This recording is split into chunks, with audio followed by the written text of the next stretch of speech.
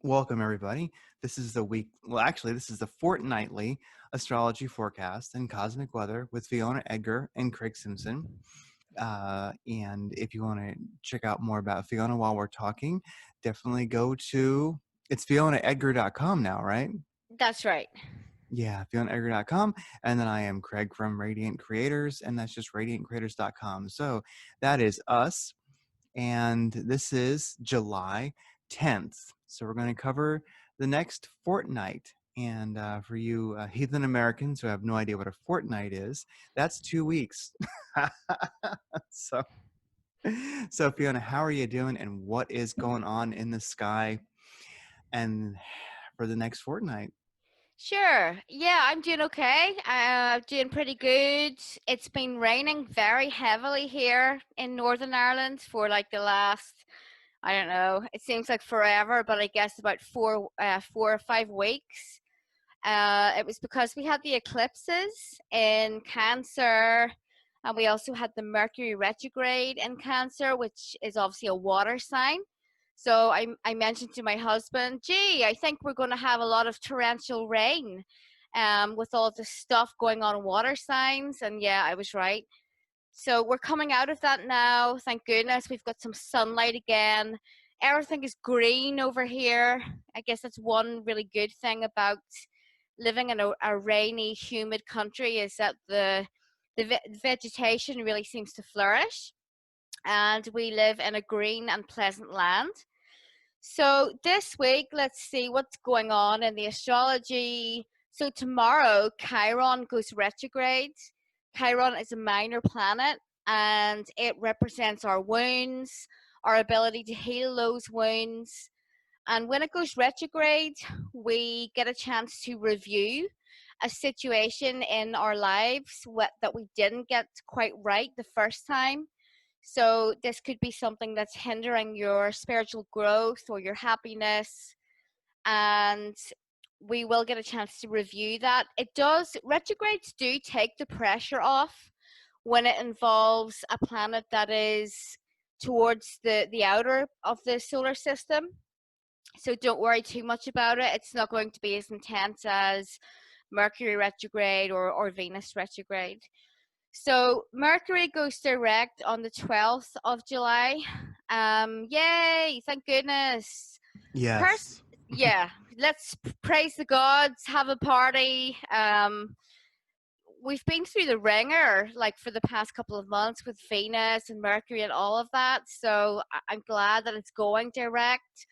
I didn't find it to be that difficult, this Mercury retrograde. I actually find a lot of it to be pretty nice, but I guess that is in comparison to Venus retrograde, which was hideous. So anything's better than that. Thank goodness we don't have to go through that again for a while. So just remember that when Mercury stations direct, the energy is a bit wonky for a while. So especially for like the first week when it's in the shadow period, it is technically in the shadow period for about 2 weeks afterwards. But really, I only feel it for like the first week. It can feel a bit like Mercury retrograde is intensifying, but just try to go with the flow. Remember that your electronics will still be vulnerable, your car, um, communications may still be a little bit difficult, so just try and take it easy. Also, on that day, on the 12th, the sun is in positive aspect to Neptune. This is a good day for creativity, for meditation, anything that involves spirituality, artwork, movies, fiction, all of that good stuff. So there isn't really much going on there for the next couple of days until the 14th of July, when the sun opposes Jupiter and Mars is conjunct Chiron, both in the same day. So when the sun opposes Jupiter, it's not really a bad aspect. Jupiter is a benefic planet, so even the most harsh squares aren't going to be a huge disaster. It may blow some situation out of proportion. So just be mindful on that day of the potential for silly arguments that get out of control, or maybe taking on too much, maybe going a little crazy with your credit card. Try and kind of rein it in on that day, because you may be more prone to going to excess. With the Mars conjunct Chiron, there may be some silly argument that crops up, or it could be a healing aspect if it's making good aspects to your chart. So you may make up with someone after, a nasty argument or whatever. The day after, the sun opposes Pluto. So some kind of, I mean, that's a short transit. It's really only in effect for about a day, so it's nothing to worry about. But when the sun opposes Pluto, someone may be overly controlling. So a husband or your wife or your boss, there's someone that's kind of trying to bend you to their will and maybe push your boundaries a little. So just be aware of that happening on the 15th. So there's honestly nothing much going on then until the 20th, July 20th, and that's when we have the new moon in Cancer. So it's the second new moon in Cancer that we've had. Um, so new moon in Cancer is all about a new beginning in terms of emotions. It's a new emotional cycle. Uh, Obviously, our emotions will be more heightened on that day. Cancer is a super emotional sign. It's hard to keep anything in. Cancerians are not good at having a poker face or pretending that everything's okay when it isn't. They have to speak their minds. So we will all be a little bit more Cancerian around the 20th. This new moon is opposite Saturn and opposite Pluto, actually. So it may be a little bit icky. The effects of a new moon last for about 2 weeks. So when a new moon is opposite Saturn, we may be faced with someone that tries to block our plans, or it may be some kind of blockage that we manifest ourselves, maybe a lack of confidence, maybe we're second guessing something that we plan to do, and we're feeling the fear. So it's okay to wait for a little while until the energy of that new moon passes. It does look a bit difficult, but nothing huge to worry about there. So on the 21st of July, Mercury squares Chiron. So Mercury is in Cancer and Aries. Chiron is in Aries. That to me looks a lot like hurt feelings. Some kind of conversation that ends up with, kind of going wrong, and someone is upset, or the actions of one person affect the other. But it's more to do with person A not really realizing how their decisions affect other people. So the next aspects that we have are on July 22nd. So Mercury is in sextile to Uranus, which makes it a good day for talking things over, brainstorming, coming up with good ideas. The Sun enters Leo on July 22nd. I love Leo season. It's my favorite time of the year. So Leo is a fixed fire sign. We will all be feeling a little bit more Leo. Our confidence will be higher. We'll be feeling more motivated to reach our goals. We'll be coming out of that kind of emotional, watery, cancerian, overly sensitive type of energy. Yeah, it's just a better time that's coming. And that's pretty much it for the next 2 weeks. So the main thing that's going on is that new moon in Cancer. But apart from that, it looks pretty straightforward. That's nice. Yeah, new moon in Cancer, so a little emotional, of course, but I like the idea, not the idea, I guess the reality of Sun entering Leo there on the 22nd, you said, because so we've been through this Mercury retrograde where it was easier for you, but like over here in Arizona, it was just rough. It was tough, this one. But mainly just it felt like and I'm so glad it's almost over. I can take the little tail end of it. Oh my gosh, I'm so happy that Mercury retrograde's almost over, especially since we had, Venus retrograde and Mercury retrograde happening at the same time. Mm. I mean, so, for me, it really was a great, got some rewards out of Mercury retrograde because it does happen, but it's really been a test of, it seems like sometimes during Mercury retrograde, you have to show the universe or Mercury, whatever, that you mean business. And if you just keep at it, it really felt like the last, I don't know, 2 weeks maybe, or a week, or towards the end of this, it's been a little bit of a passionless life. Mhm. What I mean by that is just um, things that I enjoy doing, things that I'm doing. They're exciting. I like doing them, but it's just been a little bit mechanical. And I've had to just keep trudging on, just going, you know what? Okay, like we have some cool interviews coming up, and I've just been like, whatever, I just do it. It's been really hard to get like any pizzazz going, but it's really been wonderful at the same time because sometimes you learn a lot when you're just I don't know, you just trudge along. It's just I know Mercury has just got me a little bit down. I feel tired. I'm doing these things that I usually like doing, and I still like it, but there's just no passion. But Yeah. uh, it, it it really helps you, I don't know, learn why you do things. It's been a great Mercury retrograde, but also, man, it's been like, just as far as having charisma or excitement, it's been like the I've been dragging the boat anchor. Yeah, I'm telling you, I've been just dragging. So I'm so glad it's almost over. Yeah, and like I said, Sun going into Leo on the 22nd. I welcome that. Let's just get rid of this dirge, this just this saga of crap energy that we've been dealing with. I mean, let's go. So I'm very happy. Thank heavens we're getting some nice Leo sunlight coming in. Yeah, I mean, if I remember correctly, Mercury was going retrograde in your 12th house, isn't that right? Oh, let's see. It was what house did it? What sign did it go retrograde in? So aren't you you have Cancer rising? Cancer rising. Yeah, Yeah. Okay, so yeah, I'm pretty sure then because it was Mercury retrograde in Cancer, I think it was in your 12th house. I think so. Well, my ascendant, my first is Cancer, I believe. So Yeah.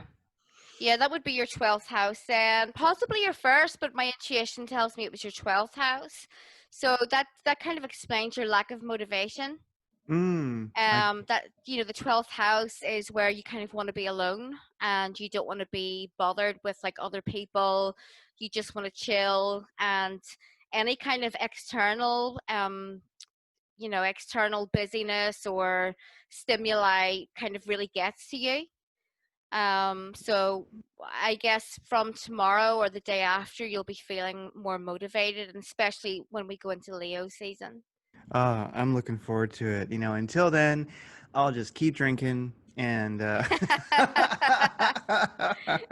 you know, and we'll all get through this. Oh wow. Yeah. Yeah. I mean, Wow. it's been a bit of a drag. Like when planets are retrograde, personal planets are in retrograde, we do feel that it's kind of like trying to walk through quicksand. There's that energy that just drags. It's hard to get anything done. It's hard to get motivated. I think I drank like 6 espressos today, and I still felt tired. They had like no effect whatsoever. But some positive stuff always comes out of the retrograde period, whether you realize it or not. I had massive breakthroughs with my health over this Venus and Mercury retrograde, and like I'm feeling so much better now than I have done, I guess, in about 2 years. Just from following traditional Chinese medicine practices, tweaking my diet a bit, taking appropriate herbs.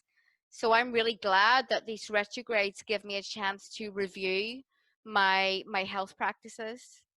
Oh, that's great. Yeah, I'm glad you got some rewards. I feel like I got some rewards too. I picked up a bunch of just new skills, new things I want to learn. Just so it was a struggle, but during that struggle, Definitely, just some great synchronicities happened. Just some directions kind of fell in my lap of things I'd like to do. You know, some profitable, which is nice, and uh, so yeah, it's funny. You know, that's a great thing to remind people to do. You know, look at when Mercury retrograde started, and now look that it's well ending technically as far going direct on the 12th. We know we have the shadow periods, but if you look at just when it's been retrograde and now that it's going direct, if you look at that on the calendar and just note, hey, what happened, because maybe it's been a drag, maybe you didn't notice it, but you might review that time and just think, wow, what came of that. And you might find that even if you've been dragging, like for me, definitely dragging, I go, well, I really can't complain. Sure, maybe I was a little bit lackluster, but some great new insights came and some just life direction. So I got a lot of blessings, but I was dragging Hmm. that boat anchor. I was dragging that boat anchor the whole damn time. I'll be glad to pull that thing back in. Yeah. So how are the cards looking? Cards look good. They do. My husband pulled them this week. Oh, great. Um, Okay. yeah, hubby picked them. As always, we got the Ten of Cups, which like seems to just appear every 2 weeks when we pull these cards. So he picked three, and the three that he got was the Emperor, the Star, and the Queen of Swords. So the Emperor is a card. It can sometimes indicate a father or a father figure, an older man who has a lot of control and authority over his own life, a business owner, someone that um, it has authority over other people. It's also about being disciplined in your life. So, what do you have to do to be able to have ultimate control over your own life? Do you want to be self-employed? Do you want a promotion? Follow the lead of the emperor to get to your goals. So the card after that, the star, really good card. The star is all about the calm after the storm. It's about the light at the end of the tunnel, things returning to um, a happy state after a period of just chaos, which was the retrogrades that we just came through.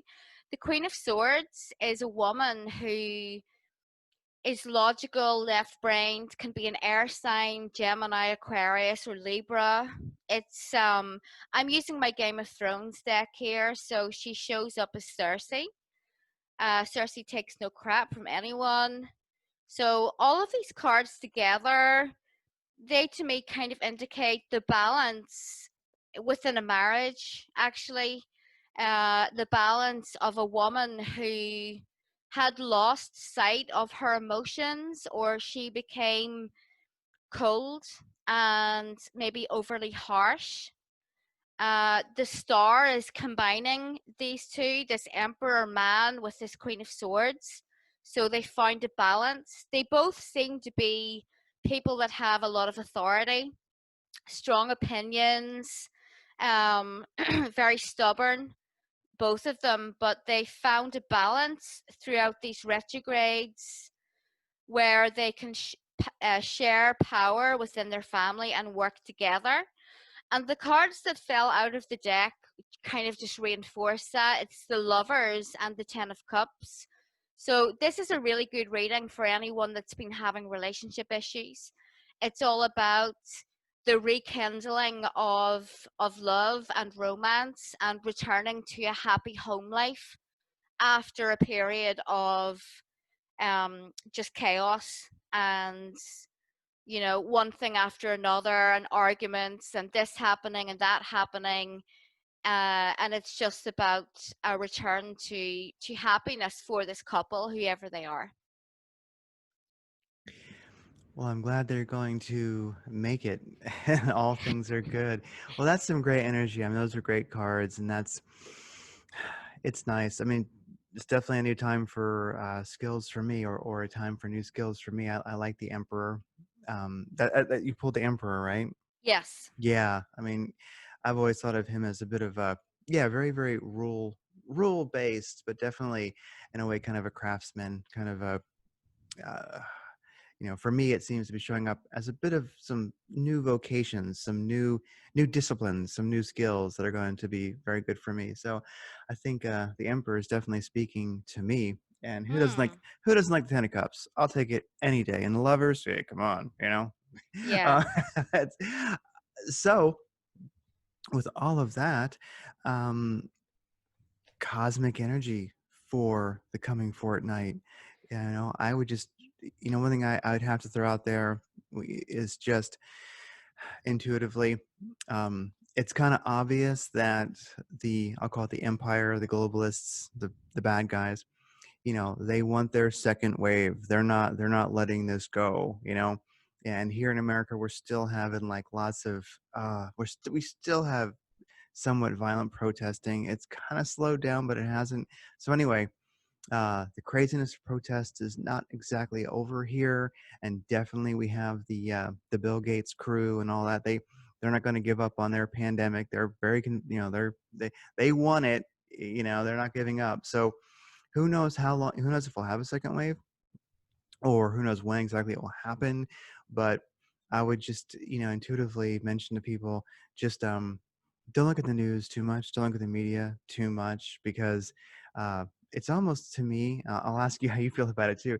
It's like there's too much going on. I really can't predict intuitively, or even really feel what's going to happen next. So I'm just pulled into my now, into my moment, into my life, into the sweetness of life, just living every day, experiencing it fully if I can, doing things that interest me. Because really, every day that you truly experience life, that you enjoy it, that you connect to that sweetness of life, you cheat the empire. You cheat death. You know what I mean? It's like, not today, death. Like talking about Game of Thrones. And so I just feel that it's almost like you can kind of feel this impending, like the empire wants to pounce again and get us all locked down again, etc.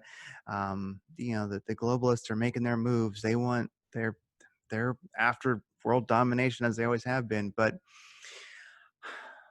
I don't know. I really cannot predict the future, but I'm not looking at it. I'm really gonna cheat, like, not today, death. Every day I'm gonna live. I'm living today. I'm just not. I can't take anymore. I can't I can't look at the world. Yeah. I'm just keeping it in this house, and I'm not looking out there, because honestly, it's too much of a rough sea to even be able to see where I'm going, what's happening out there. So I'm just detaching a bit from it. That might be Mercury retrograde speaking, but anyway, that's about the Yeah. best I can do for cosmic weather, because it's so turgid and crazy out there that who can even I don't even know what to make of it.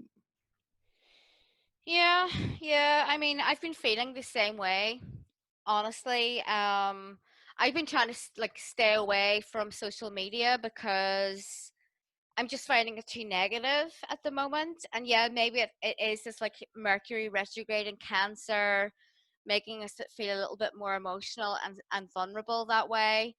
But personally, I've just been reading actually a lot of fiction, finding taking pleasure in that kind of positive and healthy escapism. I've been reading the Last Kingdom series about uh, Saxon, Anglo-Saxon and Viking England, which has been really, really good. But yeah, I'm trying to stay away from the whole drama thing. There's nothing that I can do about it really, so there's no point in sending my anxiety levels through the roof every day by focusing on all of this. Um, I will say that the if there is going to be a inverted comma second wave or quarantine, it's likely to happen in September. That doesn't mean for sure that it is going to happen, but that's when Saturn and Pluto go direct. So in the meantime, I think we should just relax and enjoy the summer.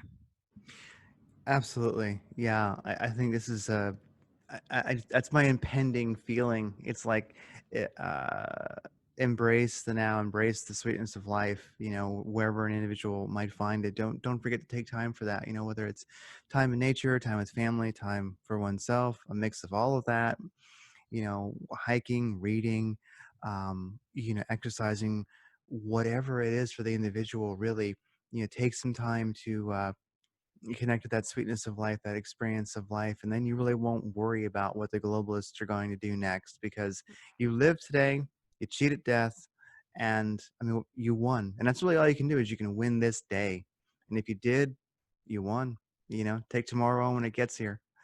Yeah, Yeah, and there's still so much beauty in the world, so let's not forget about that. There's art, nature in itself is a miracle. Just go outside and look at the trees, some wildlife, the flowers. It's just, let's not lose focus of those things as well. definitely.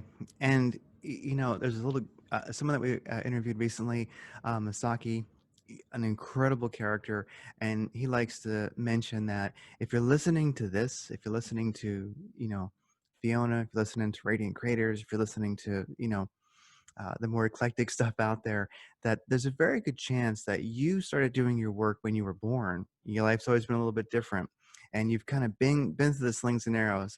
You've evolved quite a lot, and you're going to be a week, a day, an hour, whatever it needs to be, ahead of everyone else, year, whatever. You're going to be ahead of kind of the herd, and your work to do is really your work, your internal work. So just you know definitely, yeah, appreciate the beauty of life, and that way you can be available to your purpose. You're not just reactionary in life. So yeah, after these retrograde planets, if everybody feels a little bit beat up, well, you're definitely probably coming from your inner authority, your inner source, a lot more so than you were before. And I think I just want to also mention, definitely have compassion for people out there because you've already been beat up a lot in life because you've been on this intense, awareness, awakening path. You've been chasing after wisdom. Maybe you've gotten a little bit more this lifetime. And the thing is, just realize that the rest of the world, a lot of people, they got this huge bomb dropped on them. There's like pandemics, there's civil unrest, there's, like gosh, the Supreme Court here in America gave away half of the state back to the American Indians, which is like, oh crap, whoa. It's just like, that's pretty heavy if you live on the wrong side of the state. Oh my God, and we have, you know, uh, it really seems like you've got, I'll call it the empire, people can call it the globalists, whatever works, but they are just messing with us hard time, messing with us big time. And but we have an internal authority, an internal presence, a place that we can come from where we just sort of can surf through it and handle it, and none of this like stuff's really new to us, but for a lot of the world it really is, and they just had these big bombs dropped on them. They're like, wait a second, you know I think I'm starting to get this feeling like maybe the government's trying to kill us. It's like, oh, yeah, yeah. Like ever since the beginning of any organized civilization, that's been the case. I'm glad you caught up, And for us, that's like, well, of course, right? Well, what else is it for? It's what it does, But for them, that's a big bomb that just got dropped on them, So, do realize that people are going through a lot of, I mean, introspection that maybe they never even asked for, don't want, and can't handle. So, Mhm. I definitely have my compassion for the people who are walking around in shell shock because I noticed that, it's a lot of people are in shell shock here, especially like here in America, lots of shell shock, and then we have, our uh, racial issues are unfortunately, I don't know how to put it, but um, it it is sad to see in our country some of the, uh, like as I walk through the stores, usually everyone, you kind of like make eye contact and you nod, you kind of you acknowledge people as you go by, and now we have people really not doing that. There's just a lot of intensity out there, so I feel like we have an incredible advantage. So, make yourself strong, get in that internal authority, meditate, connect to that sweetness of life, and just have compassion for other people because, there's work for you to do, definitely to help the big picture, but it's going to come from your connection to source. And whatever you're supposed to do, you're doing it, it'll pop up. Don't try to save the world. It's not for you, it's not yours to save. Mhm. you know well, I mean, if is there anything else? Not really. I mean, I do feel compassion for you guys over there because what you're experiencing is something that my own country struggled through for 40 years. You know, a citizen of this country being suspicious of people that they walk past in the street. They didn't know if they were their enemy. So try and avoid that as much as possible over there. You know, I lived over in the States for a while. I lived in St. Louis and then more briefly in Detroit. And I never had any issues over there. I love to live there. So it's sad to see, you know, the stuff that's going on, but the ordinary people can't let these globalists make them feel that their neighbor is their enemy. So just try and avoid that as much as possible. And just realize that, you know, even if someone has a different color of skin, they are just the same as you. They're just trying to get by. They're just trying to raise their families and to be happy and be at peace. Yeah, absolutely. And that's the thing. If you know that to be the case, then it, I mean, as if an individual knows that to be true, then that's, you know, radiate that, you know, be that energy, because, you know, unfortunately we have a good percentage of the population who, you know, they don't know that. You know what I mean? And so they're just coming from a very suspicious and negative place. And you know, there's less racial harmony now than we had before this started and such. And so, you know, a lot of Yeah. people are totally, I mean, their experience is the game. Their experience is what the mainstream media tells them. Their experience is, I want to say it respectfully, but it's mundane. Mhm. You know, so they don't. So yeah, as you walk through the great disharmony, you know, just be that peaceful place. Maybe that place where maybe you're that person that feels to others like they can nod to you and look you in the eyes. And yeah, do that. You know. Well, Yeah. this has been a great chat. You know, I'm so glad we could get together and do our fortnightly Yes. astrology and cosmic weather and just catching up. And um, well, check out FionaEdgar.com. Check out RadiantCreators.com. We do this every fortnight. That's 2 weeks for you American heathens who don't know what that is. And we will see you again in another fortnight. We will. Yeah. Nice to talk to you, Craig. Oh, great to talk to you, Fiona. And I will get this up and free to download in the spiffy. Okie dokie. Okay, bye bye. See you later. Bye.